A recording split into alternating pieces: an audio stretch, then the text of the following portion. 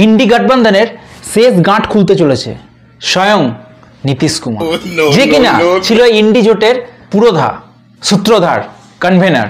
हम सबको खाली एकजुट करने में लगे, अपने लिए हमको नहीं कुछ चाहिए, हम देश के हित में काम करेंगे। আমরা ঠান্ডায় জমে গেলেও বিহারের রাজনীতি টকবক করে ফুটছে। পলিটিক্যাল স্যাটায়ারের হাব হয়ে গেছে বিহার। এই নিয়ে 7 বার নীতিশ কুমার পাল্টি মারছে। একদিকে লালুর আরজেডি, একদিকে বিজেপি, আর মধ্যমণি नीतीश कुमार। एपांग ओपांग झपांग, नीतीश जी को राम राम।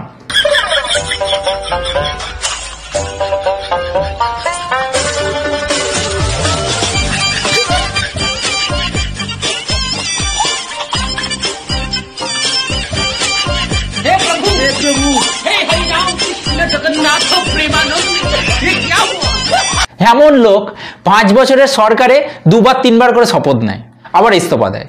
সরকার জারি হোক, মুখ্যমন্ত্রী কিন্তু সেই নীতিশ কুমার।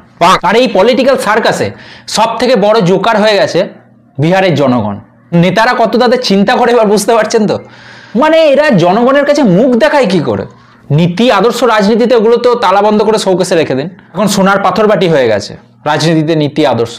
কিন্তু তাই বলে আবার নীতিশ কুমার। কিছুদিন আগে কি বলেছিল নীতিশ কুমার? मर जाना कबूल है, उनके साथ जाना हमको कभी कबूल नहीं है। ये अच्छी तरह जान लीजिए, समझ लीजिए, सब बोगस बात है। काहे के लिए बोल रहा है? हाँ, मरना पसंद करेंगे लेकिन भाजपा में नहीं जाएंगे। और अमित शाह की बोलेছিল चाणक्य कि चुनाव के परिणामों के बाद नीतीश बाबू को फिर से भाजपा एनडीए में लेगी तो मैं बिहार की जनता को स्पष्ट कह देना चाहता हूं और लल्लन बाबू को भी स्पष्ट कहना चाहता हूं, आप लोगों के लिए भाजपा के दरवाजे हमेशा के लिए बंद हो चुके हैं। ऐसा मिथ्या কথা বলে লজ্জা করে না? हमेशा हमेशा के लिए दरवाजा बंद। মানে নেতা হওয়ার ফার্স্ট কোয়ালিটি কি এবার বুঝতে পারছেন তো? মিথ্যে বলতে হবে, পাবলিকলি বলতে হবে, লাউডলি কনফিডেন্সলি বলতে হবে। আর বিহারের জনগণ জানে যে নীতিশ কুমার इनको पलटू राम ही कहिए।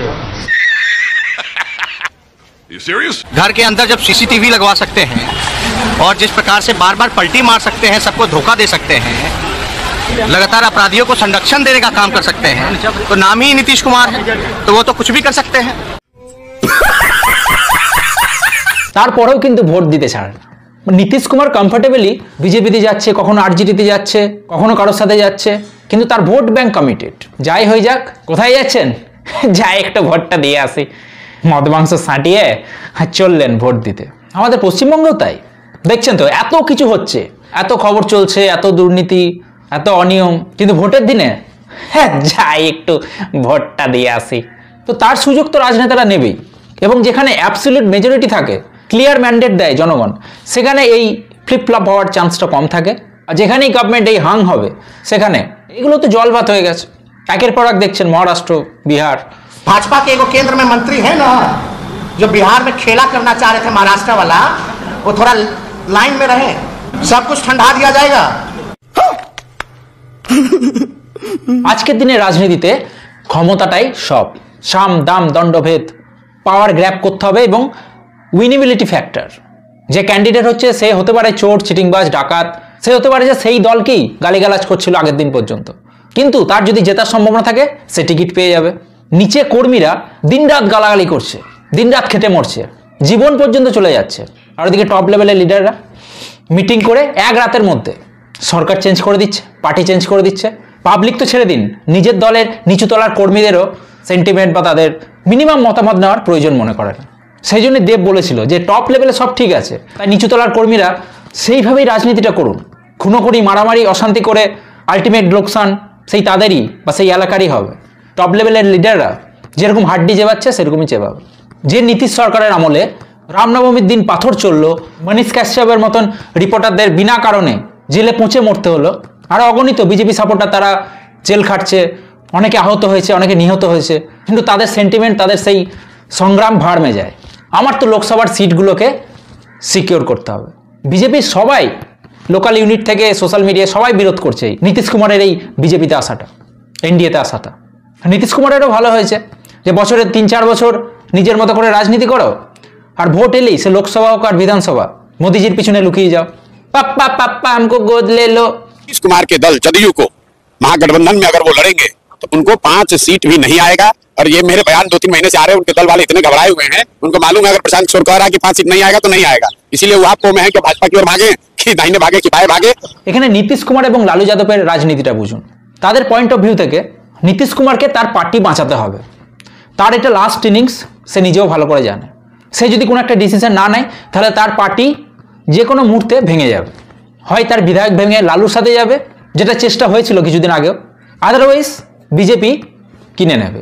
তো হতে পারে যেটাতে লালু যাদবেরও সাপোর্ট আছে যে ভাই নীতিশ যাও এখন বিজেপির কোলে চলে যাও, লোকসভায় মিনিমাম 12 থেকে 16টা এমপি জিতিয়ে নিয়ে আসো, এরপরে যখন আবার বিধানসভা হবে তখন আবার বিজেপিকে লাত মেরে আমরা একজোট হয়ে যাব এবং বিহারে লালু এবং নীতিশ যদি এক হয়ে যায় তাহলে তার রেজাল্ট অবশ্যই ভালো হবে। কাস্ট ইকুয়েশন তো তাই বলে। তাহলে দুটো হাতেই লাড্ডু, পার্টিটাও বেঁচে গেল, লোকসভাতেও একটা পজিশন থাকলো, আর বিধানসভাতেও তার সরকার চলবে এবং নীতিশ কুমার মুখ্যমন্ত্রী আর নাও যদি হয় তার ডেপুটি সিএম হবে। मैं तेजस्वी यादव আল্লাহ কি নাম পে শপথ লেতা হুঁ কি, এইটা শোনার অনেকের ইচ্ছা আছে। তারা সেই স্ট্র্যাটেজিতে কাজ করছে যে যাও আমরা সাপোর্ট দেবো পিছন থেকে, বিজেপিকে আবার কাদায় এনে ফেলো। আর এটাতে কি বিজেপির যারা ভোটার এবং সেখানকার যারা লিডার তারা ইরেলিভেন্ট হয়ে যাবে।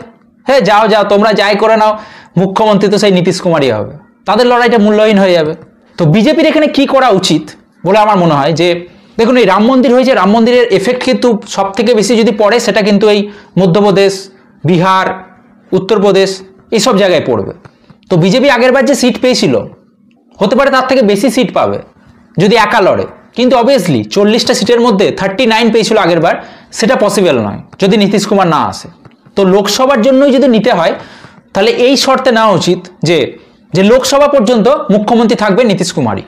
লোকসভা ভোটের পরে নীতিশ কুমারকে একটা সম্মানজনক পদ দিয়ে সেন্ট্রালে পাঠিয়ে দেওয়া হোক, তার পার্টির 2-1 লোককে মিনিস্টার বানিয়ে দেওয়া হোক এবং রাজ্যে মুখ্যমন্ত্রী হবে বিজেপি। অথবা 2025-এ বিহারে ভোট হওয়া পর্যন্ত মুখ্যমন্ত্রী নীতিশ কুমারই থাকুক, বাট ভোটের আগেই অ্যানাউন্স করে দেওয়া হোক যে নীতিশ কুমার ভোটে লড়বে না 2025-এ, মুখ্যমন্ত্রী হবে বিজেপি এবং ডেপুটি চাইলে জেডিইউ থেকে হতে পারে। আর এটা না করে যদি আবারও নীতিশ কুমার মুখ্যমন্ত্রী, সুশীল মোদী উপমুখ্যমন্ত্রী, আর 25-এও যদি তাই হয় তাহলে সব থেকে বড় লোকসান এখানে বিজেপিরই হবে। আর সত্যি কথা বলতে ডেপুটি সিএম এই পদটা ক্রিয়েটেড একটা পদ, এর কোনো ভ্যালু নেই, সাংবিধানিক কোনো আলাদা করে পাওয়ার বা স্বীকৃতি কিছু নেই, জাস্ট একটা বর্গকে রিপ্রেজেন্টেশন দেওয়ার জন্য, পার্টিতে পজিশন বোঝানোর জন্য সেটা দেওয়া হয়। তো যাই হোক, হাসির খোরাক হয়ে যাচ্ছে বিহারের রাজনীতি যা চলছে, দেখা যাক উঠ কাহা করবট লেতি হে, মানে কি ডিল হচ্ছে, কোথায় কে ফিট বসছে, মিটিং চলছে, লাগাতার মিটিং চলছে, শোনা যাচ্ছে 1-2 দিনের মধ্যেই যা হওয়ার ফাইনাল হয়ে যাবে। তো আপনারাও দেখুন, আমিও দেখি। তবে এই নিয়ে সোশ্যাল মিডিয়ায় কিন্তু খুব মিমস চলছে, the largest democracy of world, তার তামাশা চলছে।